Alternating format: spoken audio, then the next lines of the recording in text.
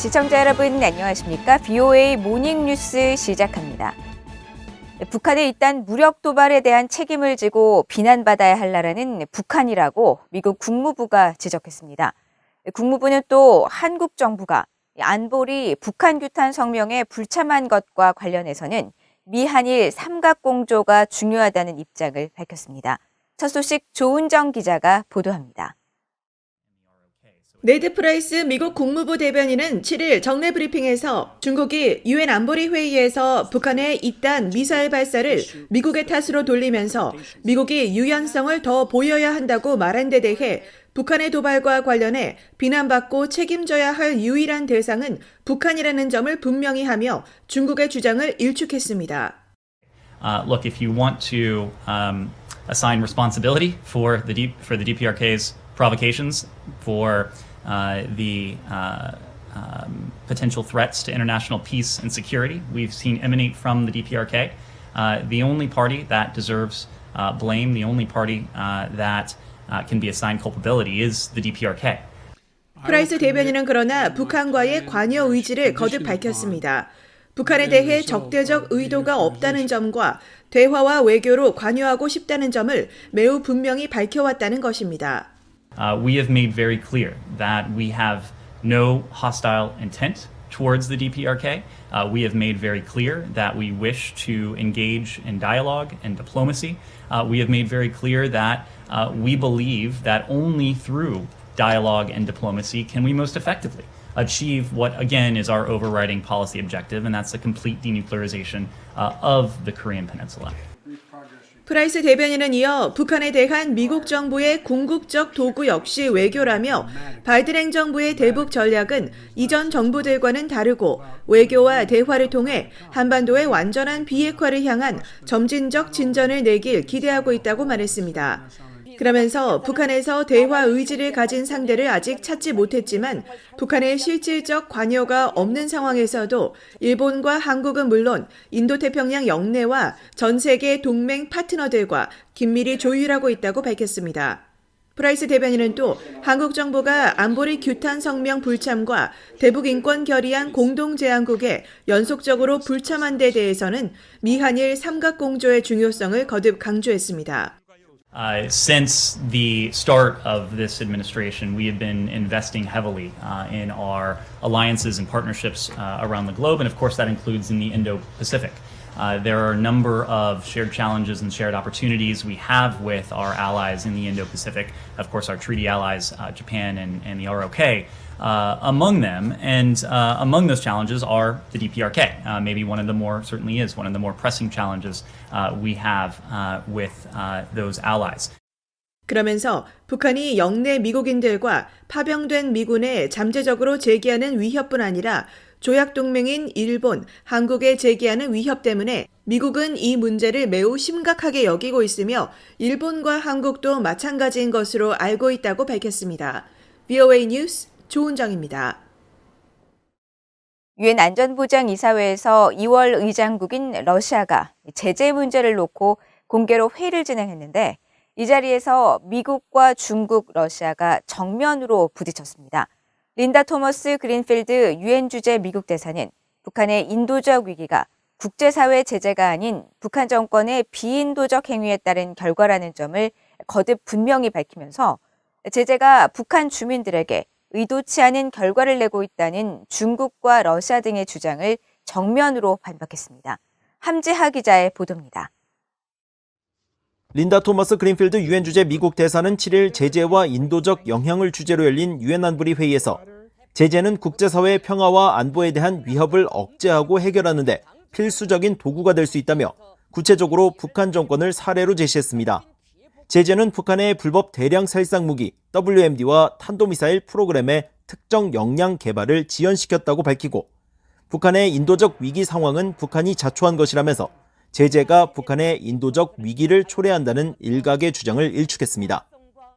Specifically on DPRK, this council heard from OCHA in its December briefing to the 1718 committee that the number one barrier to sending humanitarian assistance into the DPRK is the DPRK's self-imposed border closures, not international sanctions. 토머스 그린필드 대사는 이어 미국은 북한의 인도적 상황 해결에 여전히 전념하고 있으며 이를 위해 대북제재위원회가 지원 단체들에 대한 제재 면제를 신속히 처리할 수 있도록 계속 돕고 있고 유엔 사무국과 긴밀히 협력해 은행 채널도 구축하고 있다고 강조했습니다. 그러면서 북한을 향해 인권 개선과 무기 개발 중단에 구체적 노력에 나설 것을 촉구했습니다. We call on DPRK to demonstrate a commitment to the well-being of its own people by respecting human rights, defunding its unlawful WMD and ballistic missiles program, and prioritizing the needs of its own people, the vulnerable North Koreans.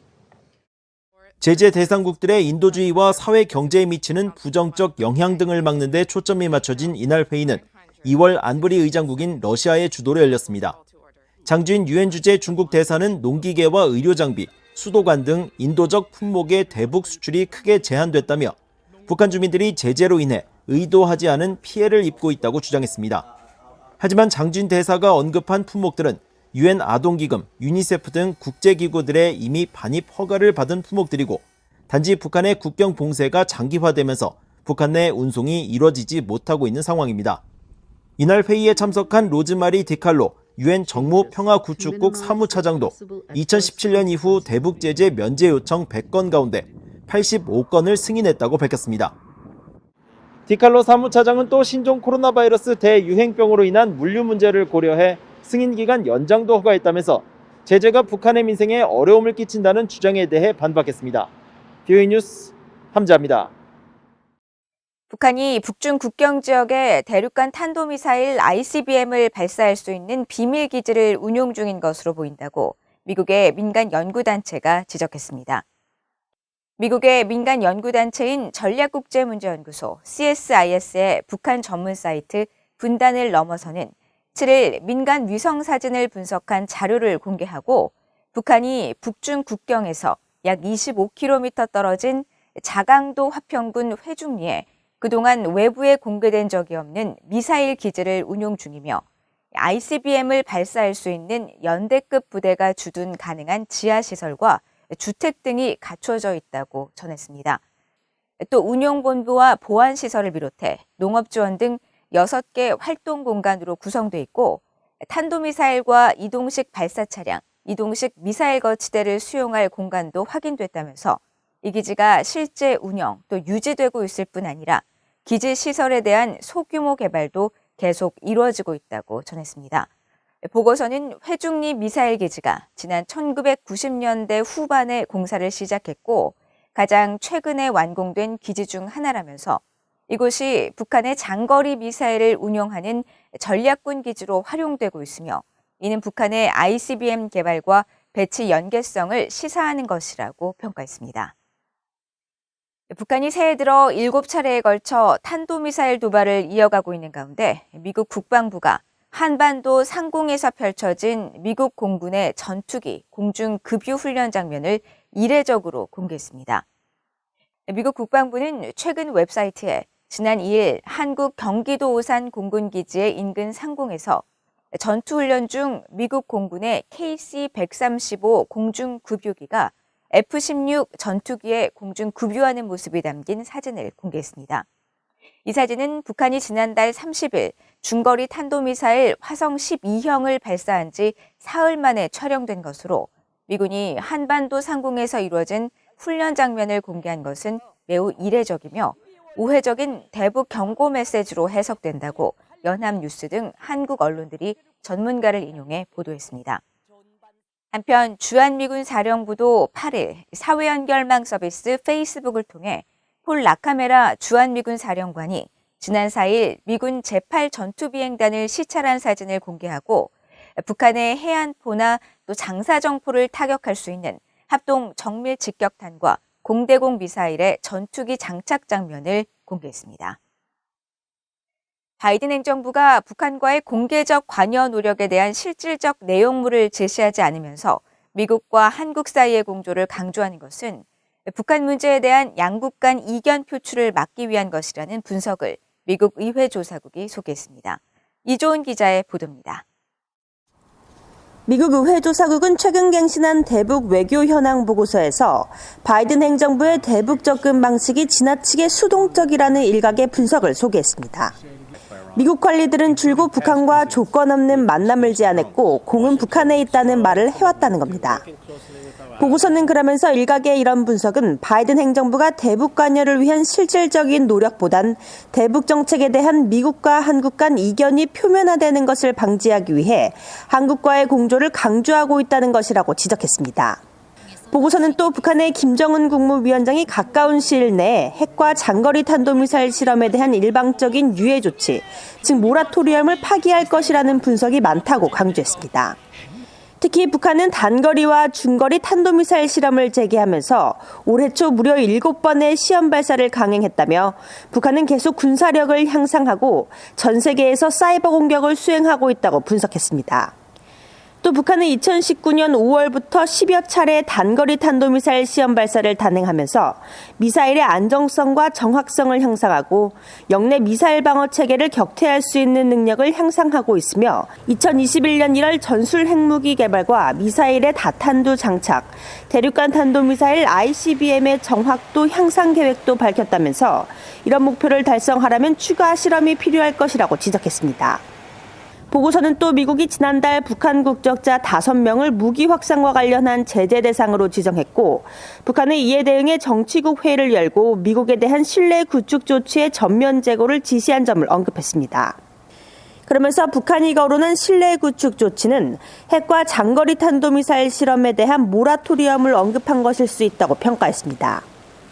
한편 의회조사국은 이번 개정 보고서에서도 북한에 대한 바이든 행정부의 단계적 제재 완화는 의회의 지지 없이 달성이 어려울 것이라는 기존 전망을 유지했습니다. 그러면서 미북 대화가 재개되면 바이든 행정부가 점진적 제재 완화와 단기간 내 북핵 단계적 폐기에 초점을 맞추는 것이 이점이 있는지 미국 의회 내에서 논쟁이 있을 수 있다고 전망했습니다. VOA 뉴스 이존입니다. 북한이 국제원자력기구 IAEA와 한국의 방위산업체 등을 대상으로 사이버 해킹 공격을 시도했다고 유엔 전문가 패널이 지적한 것으로 알려졌습니다. 유엔 안전보장이사회 산하 대북제재위원회 전문가 패널이 최근 제출한 보고서에 따르면 북한 정찰총국의 후원을 받는 해킹 조직 김숙희가 허위 사이트로 유도해 기밀 정보를 빼돌리는 피싱 방법을 사용해 IAEA를 해킹 공격한 것으로 나타났다고 일본 니케이 신문이 8일 유엔 전문가 패널 보고서를 인용해 보도했습니다. 이 신문은 또 북한이 한국의 대표적 방산업체인 한국항공우주산업의 가상사설망 VPN에 대해서도 해킹 공격을 시도했을 가능성이 있으며 암호화폐 불법 취득도 여전히 지속하고 있는 것으로 보인다고 유엔 전문가 패널이 지적했다고 전했습니다. 앞서 로이터 통신도 지난 5일 유엔 전문가 패널 보고서 초안을 입수해 북한의 사이버 공격 행위자들이 지난 2020년부터 2021년 중반까지 북미와 유럽, 아시아 등 최소 3곳의 가상화폐 거래소로부터 모두 5천만 달러 이상을 훔쳤다는 회원국들의 증언이 있다고 보도했습니다.